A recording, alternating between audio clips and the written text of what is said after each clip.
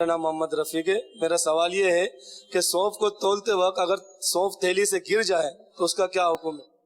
گر گیا تو واپس اٹھا لے.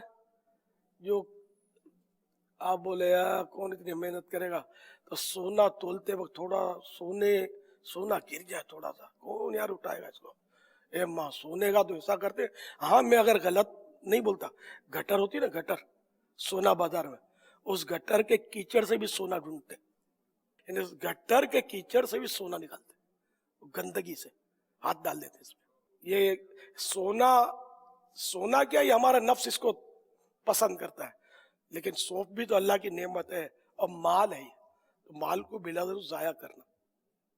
تو اس طرح کے دانے اناج کے اور جو لوگ جمع کر لیتے کرانے والے، اور اب وہ کس نیت سے کرتے ہیں، ورنہ مال بچانے کی نیت سے بھی کرتے ہو تو صحیح ہے، کوئی غلط نہیں ہے. جمع کر لیتے، بعض اوقات یا تو مزدوری پر اس کو چھانٹی کرواتے ہیں، یا پھر اپنا حساب لگاتے ہوں گے کہ مزدوری دیکھ کر یعنی ہمیں فائدہ ہوگا الگ کروانے کے یا نہیں، یا پھر یہ مکس بیچ دیتے ہوں گے.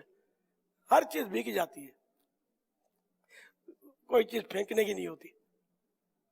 تو بہرحال یہ کہ کچھ نہ کچھ اس کا استعمال کیا جائے، اس کو یوں ہی کچرا کنڈی میں نہ ڈالا جائے.